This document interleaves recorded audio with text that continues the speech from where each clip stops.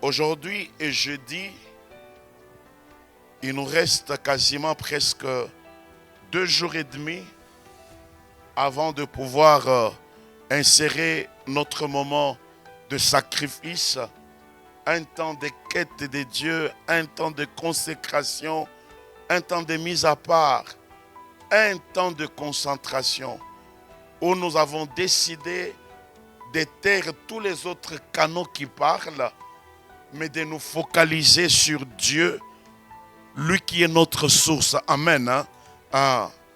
Le poisson est à l'aise dans l'eau parce que la source vitale du poisson, c'est l'eau. Et notre source vitale, c'est Dieu. Et nous avons décidé de l'écouter, de le connaître davantage, de l'aimer et aussi de nous disposer pour que Dieu nous brise, afin que nous puissions ressembler à Christ, qui nous dise qu'est-ce qu'il veut de nous pour la fin de 2025, qu'est-ce qu'il attend de nous pour 2026. Amen.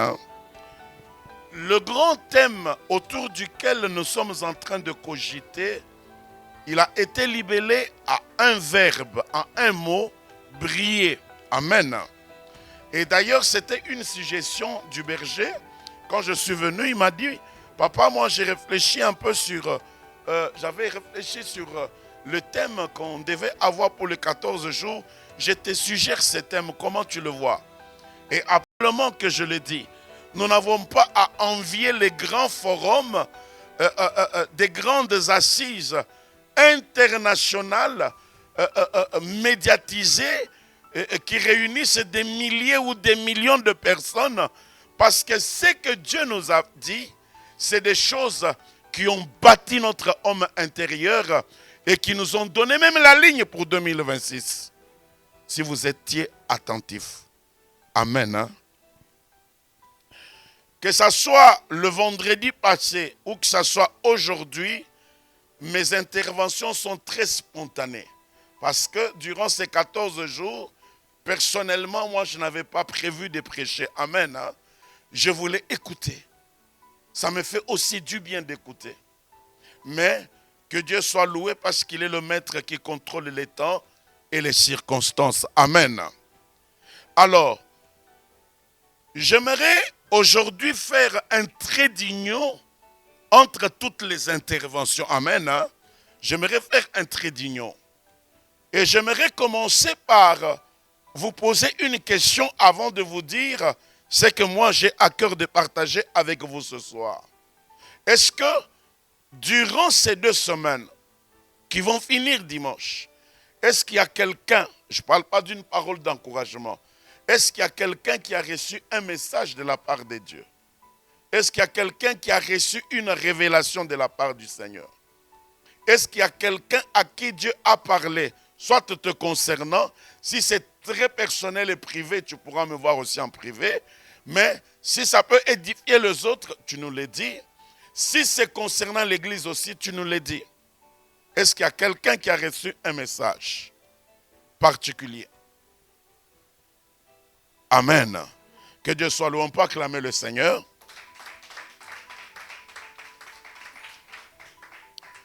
Avant que je n'entre dans ce que je voulais dire, est-ce qu'il y a quelqu'un qui a une question concernant tout ce qui nous a été enseigné autour de ces grands thèmes brillés? Est-ce qu'il y a quelqu'un qui a une question? Ou bien est-ce qu'il y a quelqu'un qui a des questionnements? Tu t'interroges. Ou tu as trouvé qu'il y avait une sorte d'amalgame ou une petite confusion. Acclamons le Seigneur. Acclamons le Seigneur. Amen.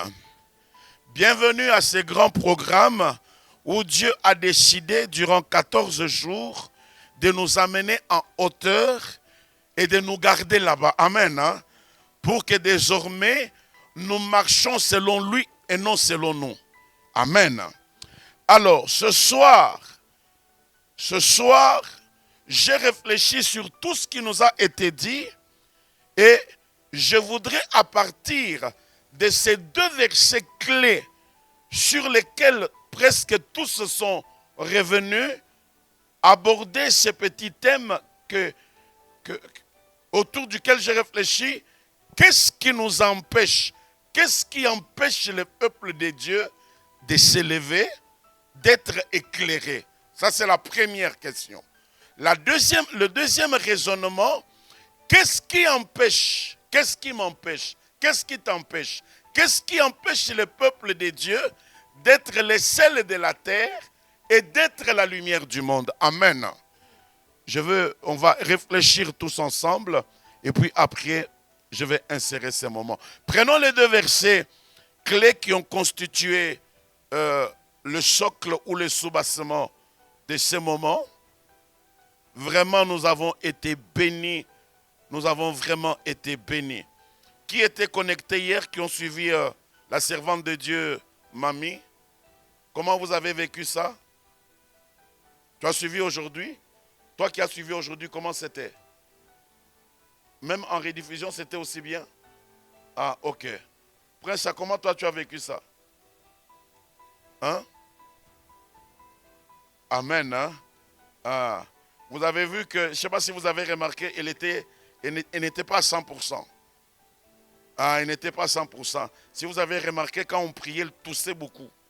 Ah, il n'était pas à 100%. C'est lorsque je leur ai informé que, en principe, il n'y aura pas d'intervention vendredi parce que vendredi, nous aurons un intervenant du Canada et que vous devez choisir entre toi ou ton mari. Voilà. Alors, comme elle n'était pas intervenue, bon, avec son mari, nous nous sommes dit, ben, comme il y avait quand même l'affiche d'une servante, c'est mieux quand même qu'elle intervienne. Amen. Hein?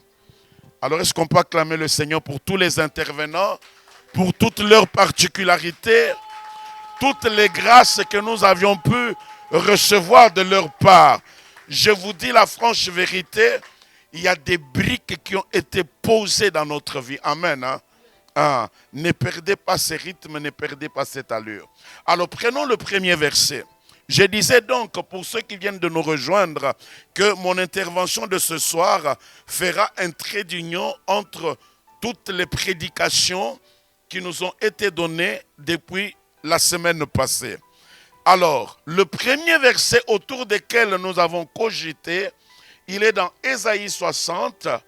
Moi, je vais me limiter au verset premier. Lève-toi, c'est comme un ordre, c'est comme un impératif. Lève-toi, sois éclairé. La Bible ne dit pas que le Saint-Esprit te lèvera, ou bien que le Saint-Esprit... Ah, ok. Ah oui. Comme ça, les gens entrent facilement. Oui, mais je pense qu'il n'y a même pas eu de demande. Que Dieu bénisse notre sœur Léa qui nous suit en ligne. Léa, on te fait des gros bisous à King. Sois béni. Alors, je disais donc, mes frères et sœurs, lève-toi, sois éclairé, car ta lumière arrive. Donc, c'est comme quelqu'un à qui on avertit. On t'informe, on te prévient, je veux dire. Comme quelqu'un à qui on prévient. Que parce qu'il y a ta lumière qui arrive, quel est ton devoir? Quel est l'effort que tu dois faire et fournir toi-même? De t'élever, hein, n'est-ce pas? Et puis d'être éclairé. Et la gloire de l'Éternel s'élève sur toi. Nous pouvons aussi lire les deux. Voici les ténèbres couvrent la terre et l'obscurité le peuple. Mais sur toi, l'Éternel s'élève, sur toi, sa gloire apparaît. Ça, c'est l'un des premiers versets autour duquel presque tous les intervenants ont tourné. Le deuxième, c'est Matthieu, chapitre 5, le verset 13 à 14. Vous êtes les sels de la terre, mais si le sel perd sa saveur, avec quoi la lui rendront-on? Il ne sert plus qu'à être jeté dehors et foulé aux pieds par les hommes. Vous êtes la lumière du monde. Une ville située sur une montagne ne peut être cachée. Amen, Église. Alors, je disais tout à l'heure que mon intervention ce soir sera un trait d'union entre toutes les prêches depuis dimanche. Qu'est-ce qui empêche, que nous puissions nous lever et que nous puissions être éclairés? 2, qu'est-ce qui empêche que nous puissions être sel de la terre et être lumière du monde? En réalité, aujourd'hui, quand j'ai réalisé qu'il y a un trou, ça veut dire qu'il n'y avait pas d'intervenant extérieur, ma pensée était vraiment de pouvoir intervenir et de prier pour une délivrance. Parce qu'il y a aussi des raisons spirituelles. Amen. Mais le Saint-Esprit m'a raisonné. Je crois que je ne peux pas dire que j'ai raisonné par moi-même, mais je crois que c'est une idée du Saint-Esprit. Je me suis dit, beaucoup de gens viennent beaucoup plus dimanche. Je crois que nous le ferons dimanche. Amen. Parce qu'il faut qu'on brise les chaînes, qu'on brise les liens, que les gens soient délivrés. Parce qu'il y a des causes spirituelles qui empêchent aux gens de s'élever, d'être éclairés, de vivre leur vraie identité. Amen. Donc on va exercer l'autorité pour que la puissance de Dieu soit à l'œuvre et que les gens soient touchés et délivrés. La première des choses, mes bien-aimés frères et sœurs, vous constaterez que le cadre dans lequel le verset d'Ésaïe 60 est écrit, Ésaïe appelle le peuple de Dieu à s'élever, je résume, pour manifester la gloire de Dieu. Amen. À s'élever pour manifester la gloire de Dieu. Je suis en train de concocter une prêche canon sur le royaume. Pour que vous compreniez que depuis la nuit des temps, toute la pensée de Dieu est que nous comprenions qu'il veut l'influence de son royaume sur la terre. C'est ça la parole de Dieu. C'est ça le résumé de la Bible. C'est ça le message de Jésus. Le royaume de Dieu est proche. Amen. À quoi vais-je comparer le royaume de Dieu? Qui peut me dire pourquoi on parle de royaume de Dieu, on parle de royaume des cieux? Est-ce que vous savez qu'il y a une différence ou pas du tout? C'est parce que les Juifs, tellement ils craignent Dieu, ils ne disent pas le royaume de Dieu. Amen. Ils disent le royaume des cieux parce qu'ils craignent de prononcer Dieu, Yahweh, Elohim. Amen. Yahvé. Amen. Ils craignent. Vous comprenez cela? Mais en principe, c'est la même chose. Alors, c'est un appel à ce que le peuple s'élève pour manifester la gloire de Dieu. C'est ça la volonté de Genèse à Apocalypse. Et même lorsque nous allons vivre l'éternité, ça ne sera pas au ciel. C'est pourquoi l'autre jour, je vous ai dit que l'évangile, c'est le royaume. Le royaume, c'est la colonisation du ciel sur la terre. Son influence. Les valeurs du ciel. Dieu veut avoir des représentants sur la terre. Où est-ce que nous vivrons? Nous ne vivrons pas au ciel. Comment vous me regardez? C'est pas inouï ce que je dis. La Bible dit que le ciel et la terre, le soleil, tout ça, seront enroulés comme un vieux habit et jetés très loin, n'est-ce pas? Et descendra du ciel quoi? La nouvelle Jérusalem. Elle va descendre du ciel sur la terre. Amen. Et il y aura de nouveaux cieux et une nouvelle terre. C'est là qu'on va vivre. Oh my God. Bon. Quand je vais vous expliquer ces choses, vous comprendrez. Amen. Alors, allons.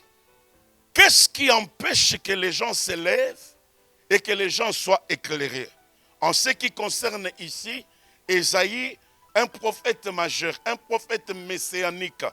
Ésaïe fait partir de ces juifs, de ces personnes-là il a annoncé le Messie avec beaucoup de précision. Excusez-moi. Amen. Hein. Il a annoncé le Messie avec beaucoup de précision. Sachez aussi qu'il y a une différence entre ces 4 appellations. Juifs, Israélites, vous savez ça? Israéliens, hein? Hein? Juifs, Israélites, Israéliens. Vous savez qu'il y a des différences.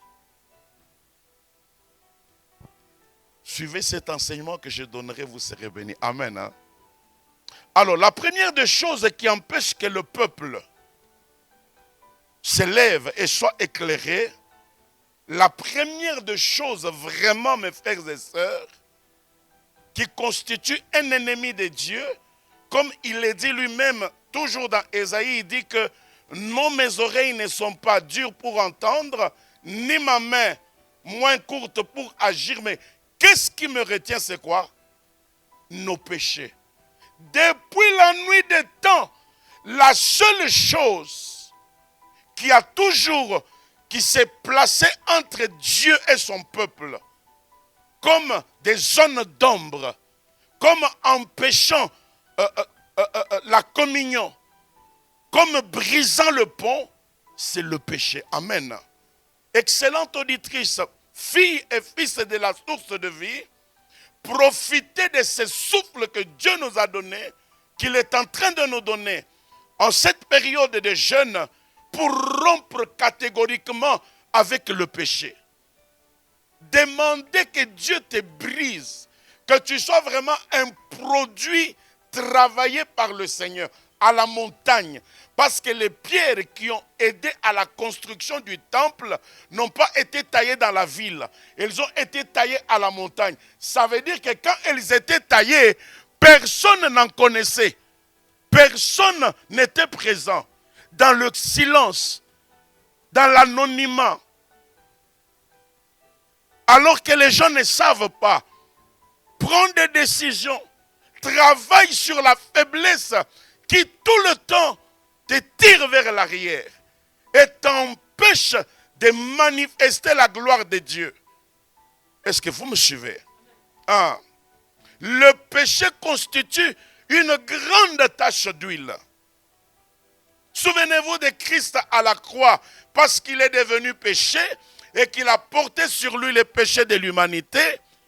Le Père s'est séparé avec son Fils.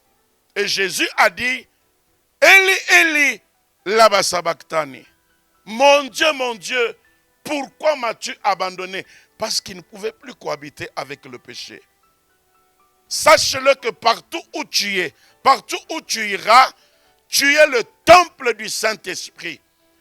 L'Éternel vit en toi. C'est un mystère. Tu es en Jésus, mais Jésus est en toi. Il dit que, Père, qu'il soit un, comme toi et moi nous sommes un. Jésus est dans le Père est en Jésus, et Jésus est... Quel mystère! Si tu dois comprendre que tu transportes avec toi le Saint d'Israël, tu vas commencer à faire attention à ta manière de parler, à ta manière de te comporter. Il est temps que tu prennes des décisions de manière individuelle et nous, Église, de manière collective pour que notre marche soit désormais différente. Plus clopante, tantôt, plutôt avançant et reculant. Mais désormais que nous soyons comme un avion long courrier qui prend sa vitesse et qui s'envole dans les airs, qui monte en altitude. Amen. Je vais aller vite parce que le temps n'est pas mon allié. La deuxième chose par rapport à ces premiers versets d'Ésaïe qui empêchent le peuple de Dieu de s'élever et de pouvoir manifester la gloire de Dieu, c'est la passivité spirituelle. Qu'est-ce que je veux dire par la passivité spirituelle? Le fait de refuser d'agir. Le fait de refuser de servir. Amen. Tu ne peux pas être appelé serviteur et refuser de servir. Tu ne peux pas être appelé ouvrier et refuser d'être... Tu travailles quand tu as de bonnes humeurs. Quand ça ne va pas financièrement, dans ton corps ou dans ta santé ou en famille, eh bien, tu ne veux pas travailler pour le Seigneur. Mes frères et sœurs, la passivité spirituelle, le refus d'agir, et surtout aussi les refus, je veux dire plutôt, les refus de, comment je peux le dire, de répondre à l'appel. De répondre à l'appel. Ça fait des mois, ça fait des semaines. Et tout au long aussi de ces 14 jours, le Saint-Esprit t'interpelle. Fils, j'ai besoin de mes cordes vocales. Please. Je ne vais pas fournir d'efforts. Le Saint-Esprit t'interpelle, il m'interpelle à faire quelque chose, à travailler dans le champ de Dieu. La Bible dit que le champ est vaste, mais les ouvriers sont comment? Les ouvriers sont peu, sont moindres. Nous avons besoin des gens à la technique. Nous avons besoin des gens au protocole. Nous avons besoin des gens qui puissent servir Dieu, être consacrés et concentrés. Amen. Imaginez-vous si à la technique, Nathan est malade. Prince est en vacances avec son mari. Ça fait des trous. Amen. C'est un exemple que je donne. Donc la passivité spirituelle, le fait de refuser de servir, le fait de refuser de répondre à l'appel. Le troisième point, ou la troisième chose qui nous empêche de nous lever et de manifester la gloire, pour certains c'est la peur. Amen. C'est la peur. Je vous dis, la peur, elle est itinérante à tout être humain. Pour la première fois que le berger de notre groupe de prière m'a dit que Freddy, c'est toi qui interviendras tel jour, la peur m'avait saisi. J'avais la peur. Je ne savais pas comment ça allait se passer. Amen. Hein? Amen. Hein? Viens ici, fils. Viens par là. Oui, viens par ici. Viens par ici. Je veux te voir en face de moi. Me prends ta veste. J'aime tellement David. Amen. David. Voilà. Le roi d'Israël. Le guerrier qui fait tomber Goliath. Amen. David, aujourd'hui, je vais t'injecter une cure spirituelle. Amen.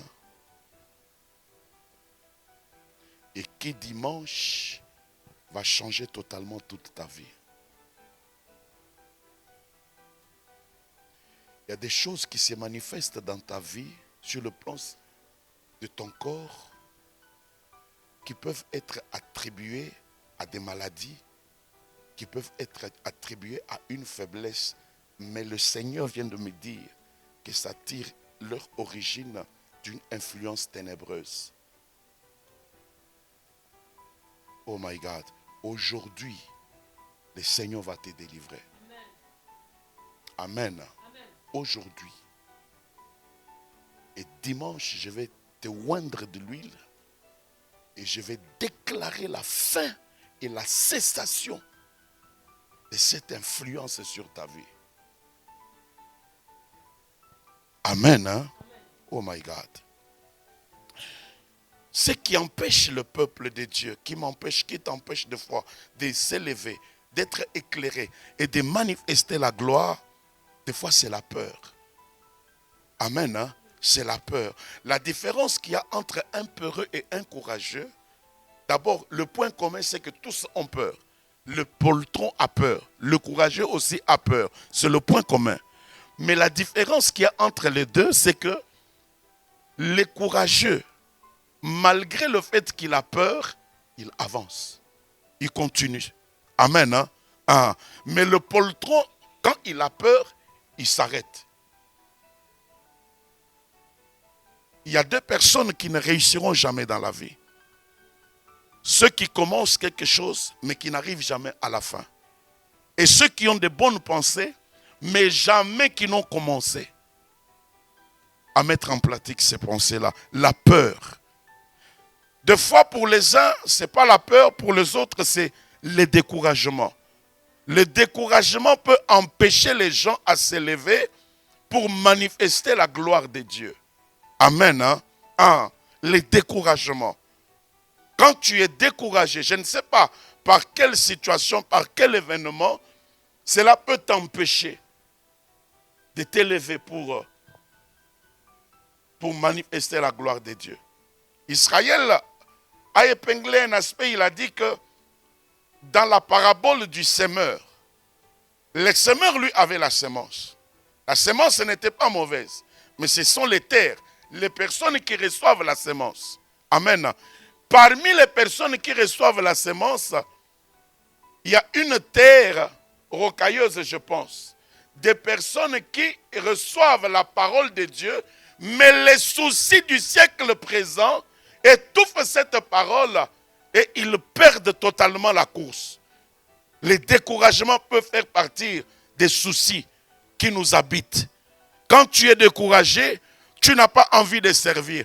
Mes frères et sœurs, si je vous racontais mon histoire avec la source de vie, vous serez étonnés. Amen. Combien de fois je n'ai pas été découragé? Combien de fois je ne suis pas venu avec les yeux rouges, avec les yeux larmoyants, avec le cœur blessé? Combien de fois je n'ai pas été trahi? Combien de fois?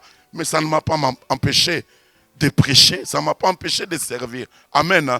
J'ai béni le Seigneur pour cette force qu'il m'a donnée. Et vous imaginez à l'époque, que ce soit Emmanuel ou Esther ne modérait pas encore. Je devais, moi, modérer. Imaginez-vous quand c'est 21 jours de jeûne, je modère et je prêche. Au moins 5 ans, 6 ans. Je vous exhorte.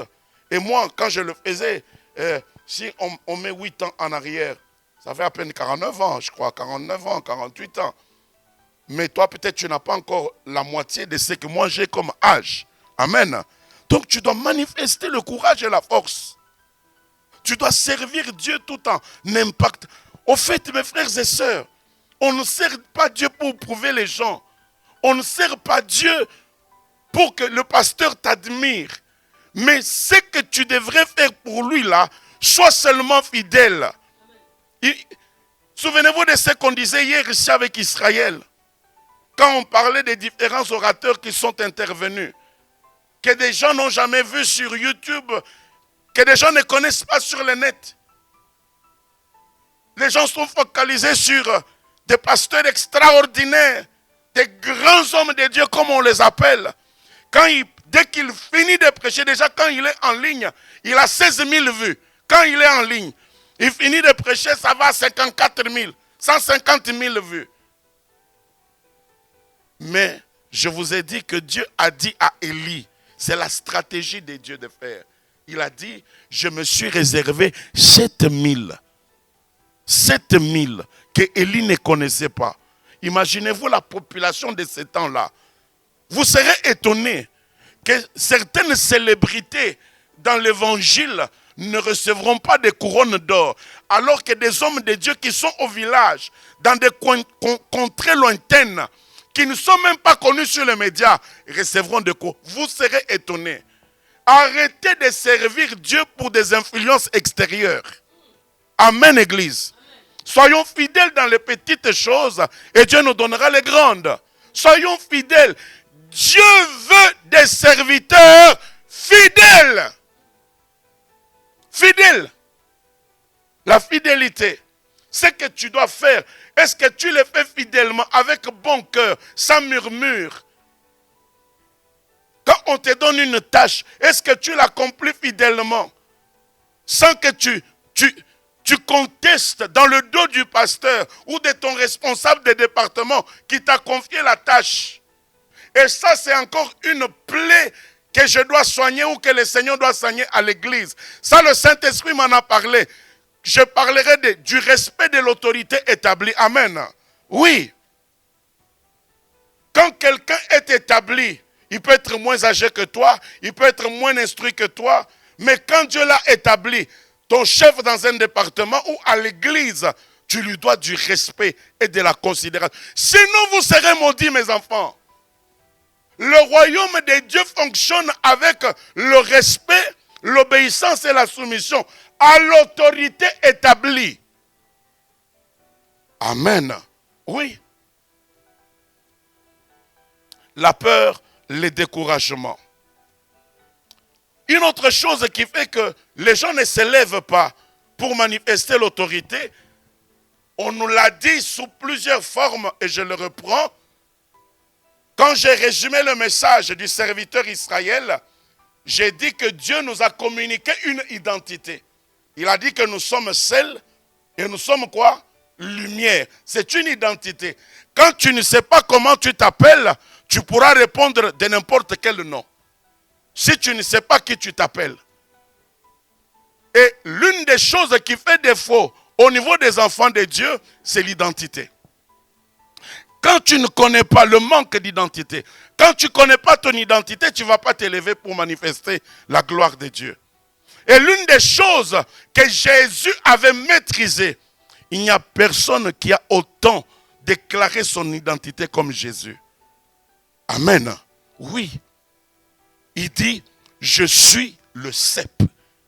Il a dit, je suis le chemin, la vérité et la vie.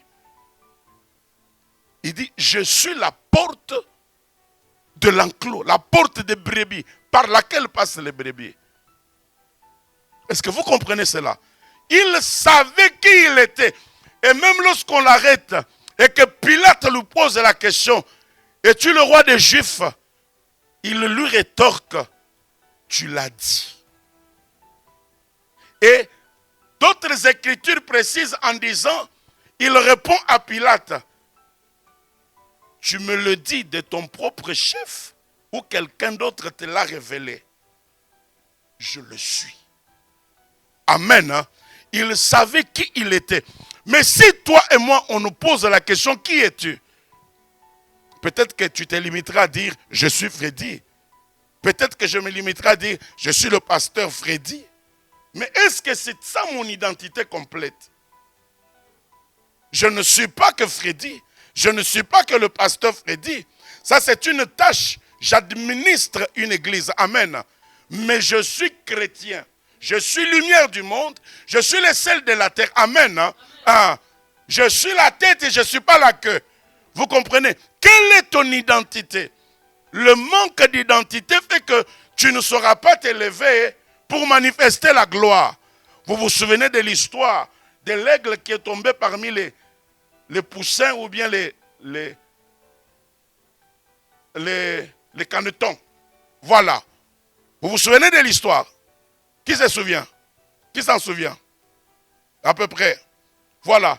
Un aigle est tombé et puis un aiglon est tombé pas dans un poulailler, là où il y a des canards, dans un canardier. Voilà.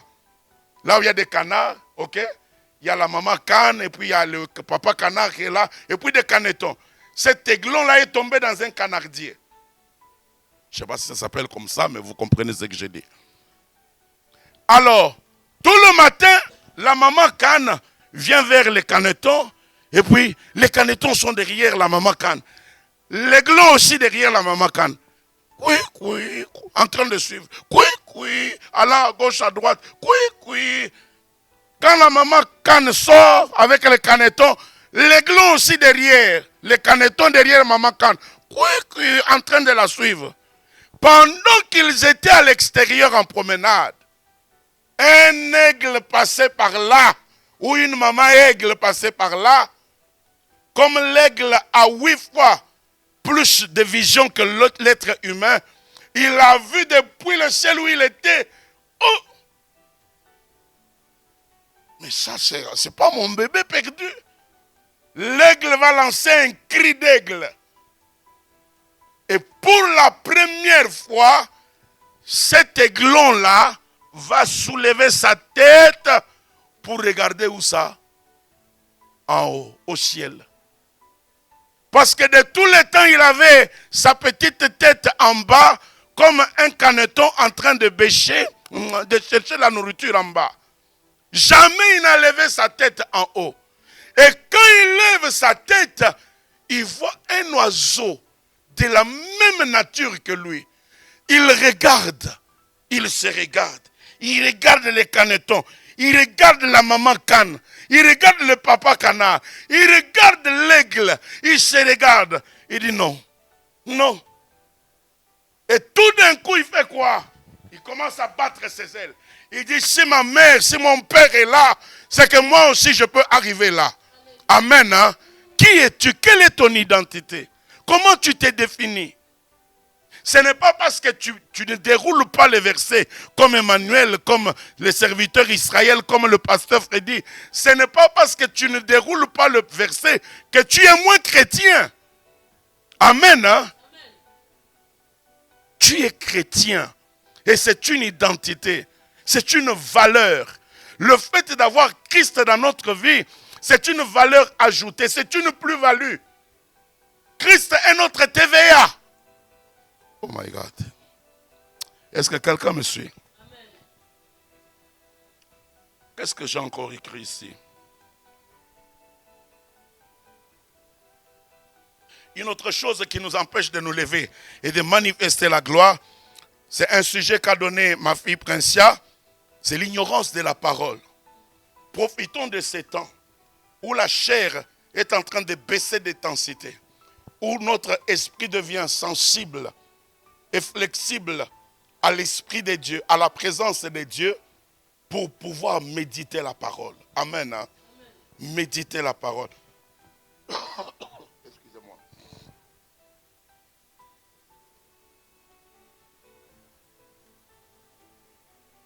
Sorry. Amen. Hein? Vous savez vous-même, non, que vraiment la période elle est mauvaise. Amen. Hein? Sorry. Regardez nos intervenants. La manière dont ils marient les passages bibliques. Ce ne sont pas des choses qui viennent comme ça, comme à un tour d'une main. Mais c'est parce que il a lu tel passage, il a lu tel passage, il a médité sur tel passage, et il peut faire une combinaison. Amen. Il y a une différence entre lire et méditer la parole.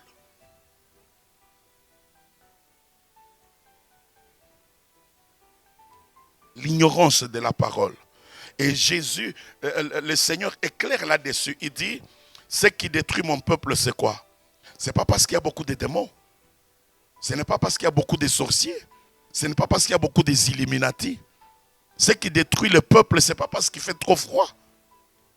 Ce n'est pas parce que, oh non, en Suisse, les gens n'aiment pas trop le Seigneur. Ce qui détruit le peuple, ce n'est pas ça. C'est quoi qui détruit le peuple? Le manque de la connaissance.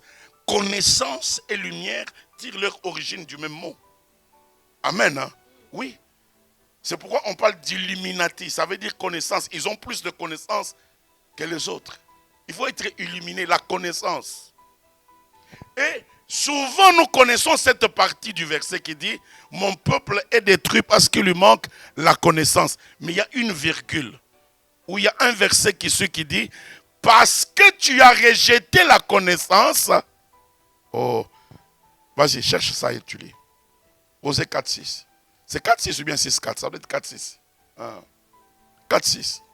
C'est des vieux versets qu'on tréballe dans la tête depuis des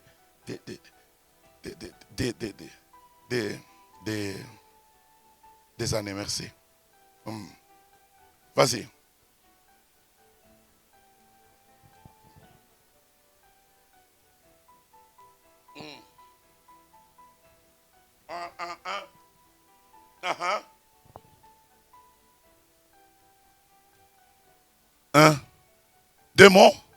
Démon sacerdoce. Continue. Et puis je rejetterai qui encore? Nous nous arrêtons seulement à dire que le peuple est détruit parce qu'il lui manque la connaissance. Ou le peuple périt parce qu'il lui manque la connaissance. Mais en bas on dit que comme tu as négligé la connaissance, moi aussi je vais te négliger. Parce que tu l'as rejeté, je vais te rejeter. Pas seulement toi, mais si un jour tu t'es marié et tu as des enfants, je vais aussi les rejeter, les négliger. Est-ce que tu veux avoir des enfants que Dieu va garder? Amen. Hein? Ah, alors commence à connaître. Amen. Hein? Ah, je vais aller rapidement parce que je vois il est déjà 21. Oh là là là là là là. J'ai aussi écrit la désobéissance nous empêche de nous lever et de manifester, d'être éclairés, de manifester la gloire de Dieu. Mes frères et sœurs, Dieu éclaire ceux qui marchent dans ses voies. Le psaume 119, qu'avait évoqué le berger l'autre jour, le verset 105 dit quoi? Hein? Psaume 119, le verset 105.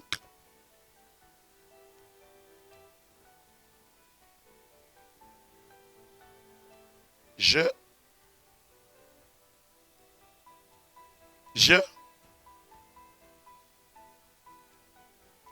119, 105. Je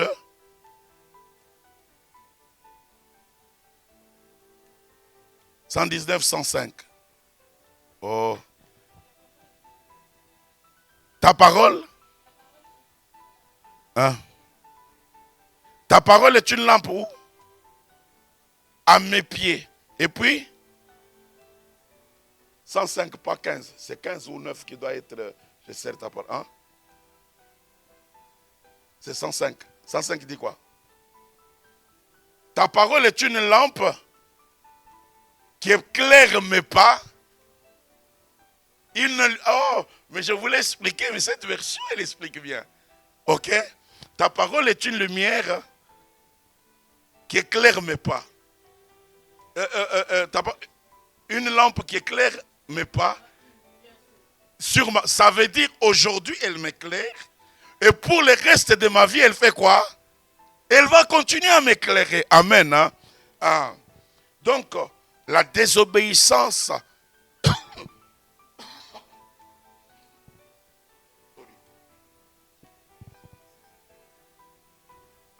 Hein? Combien? Ouais. C'est le vieux verset. Donc, la désobéissance à la volonté de Dieu. Il n'y a rien que Dieu déteste comme lui désobéir. Amen. Hein? C'est ainsi que Samuel va révéler à Saül que l'obéissance vaut mieux que le sacrifice, virgule, et l'observation de sa loi mieux que la graisse des béliers. Ça veut dire que c'est mieux d'observer la loi de Dieu que d'amener à la maison de Dieu des grosses enveloppes. Do you understand me? Dieu aime l'obéissance. Et c'est ainsi que Christ donne une parabole de deux fils, à qui le Père dit, va et prends-moi ceci. Le premier fils, il dit, je n'irai pas. Et puis après, il est parti. Le deuxième, il dit, papa, j'y vais. Mais il n'est pas parti. Christ pose la question, de deux fils, qui est celui qui a obéi? Est-ce celui qui a dit, je vais et qui n'est pas parti? Ou bien celui qui a dit, je ne vais pas, et puis après, il est parti? Quelle est ta réponse? Tous les deux n'ont pas obéi. Amen. Hein? Il a dit, je ne vais pas, et puis après, il est parti. C'est celui-là qui a obéi. Amen. Hein? Vous comprenez? Ah, parce que finalement, il a pu réaliser ce que Dieu a pu demander. Mais c'est vrai que selon nous, en tant que les hommes, tous les deux, c'est un manquement. Surtout nous les Africains. Amen. Hein? Donc la désobéissance à ce que Dieu t'a dit. Je suis sûr et certain, si Dieu est en train de me parler clairement sur certaines choses concernant ma vie et concernant l'église, la direction de l'église, je suis sûr qu'à chacun de nous aussi, Dieu est en train de, durant ces 14 jours qui vont finir dimanche, depuis le dimanche là-bas, je suis sûr que Dieu est en train de te parler. Alors prends l'engagement de ne plus désobéir à Dieu. Amen. Hein? Ah. c'est une nouvelle grâce que Dieu renouvelle, une nouvelle bonté que Dieu renouvelle, une nouvelle saison que Dieu nous accorde, que le ping-pong entre nous et le péché cesse. Amen. Hein? Et que nous puissions obéir au Seigneur. Israël l'a dit, la septième chose qui nous empêche de nous lever, d'être éclairés, je l'ai dit autrement, c'est la tiédeur. Amen. Hein? La tiédeur. Le fait de ne pas être engagé pleinement. Chaque fois que vous voyez des personnes qui hésitent pour servir le Seigneur, ça veut dire que les consciences reprochent quelque part. Les au pluriel. Hein? Je n'ai pas gaffé, je parle au pluriel. Hein? Donc ça veut dire que leur conscience le reproche. Leur état ne leur permet pas. Chaque fois que vous entendez quelqu'un dire non, je préfère m'engager au mois de mars.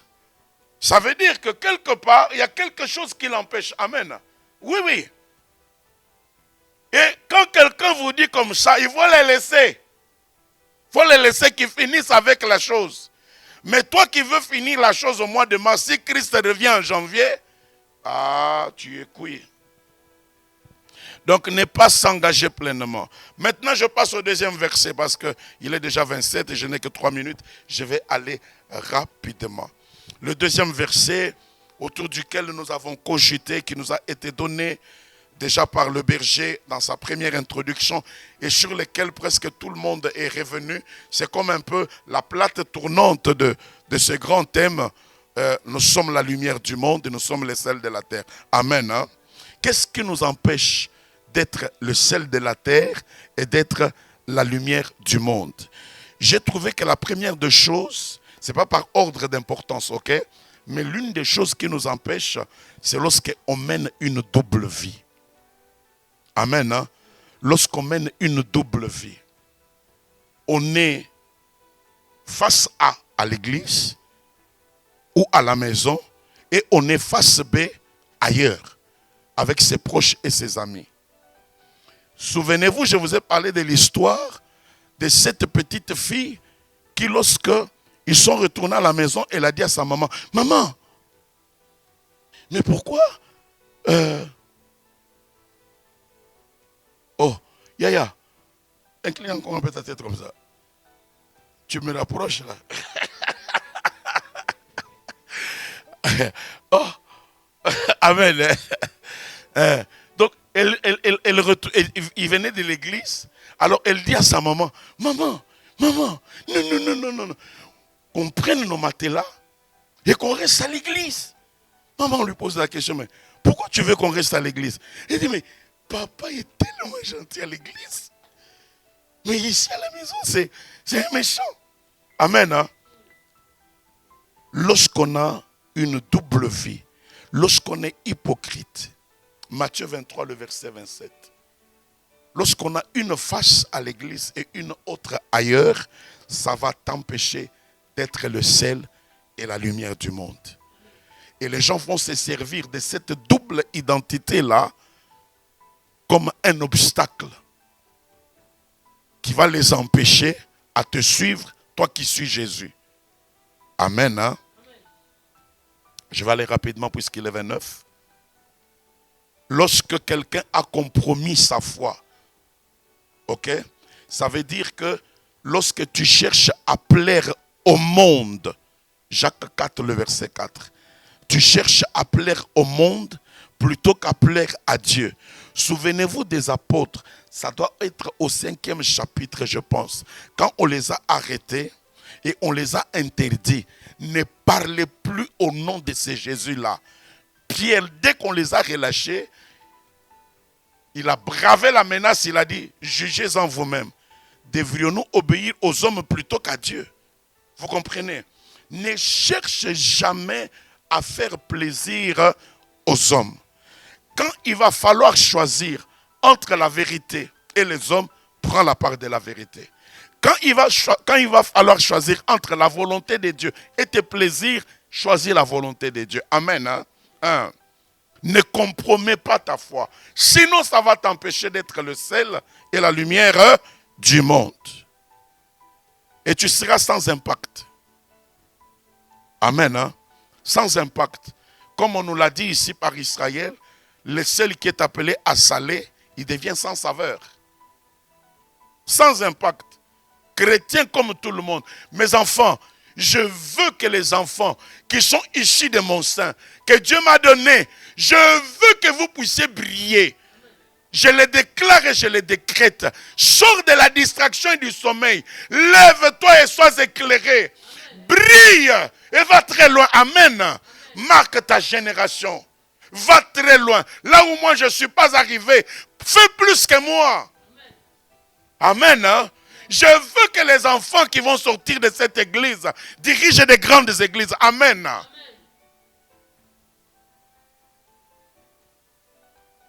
Bon, je pense que je vais m'arrêter peut-être là. Il est 20h31. Lorsque tu as aussi peur de témoigner, tu es en train de cacher ta lumière. Amen. Quand aussi on rit du pasteur parce qu'il a dit que je vais m'arrêter par là, mais on sait qu'il peut continuer de 3 minutes, ça peut aussi t'empêcher d'être le sel et la lumière.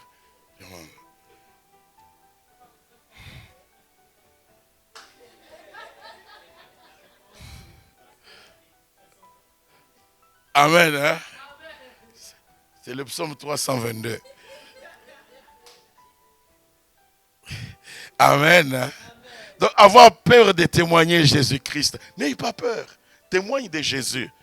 Souvenez-vous de notre petite Zara. Amen. C'est dommage, elle n'est plus avec nous, mais que Dieu soit loué. J'ai appris qu'elle est toujours dans le Seigneur. Amen. Que Dieu la bénisse et la garde. Elle reste notre sœur. Amen. Nous la bénissons. Mais souvenez-vous, quand il est parti voir sa tante, il va appeler Nathan, il m'appelle, pasteur, ma tante est en train de trembler des démons, j'étais en train de prêcher seulement. J'ai dit, il faut dire au nom de Jésus, ces démons vont partir. Amen. Elle était étonnée qu'elle avait l'autorité de bouger les démons. Tu as cette autorité-là, mon fils. Ma fille, tu as cette autorité-là. Témoigne de Christ et tu verras des choses qui vont arriver. Si tu n'as jamais vu que les gens sont guéris par toi, c'est parce que tu ne témoignes pas de Jésus. Et ose dire à quelqu'un, ah, tu as tel problème, je vais prier avec toi. Et prie avec la personne. Déclare et décrète. Et les choses vont arriver. Parce que ce n'est pas toi, mais c'est celui qui est en toi qui va le faire. Amen.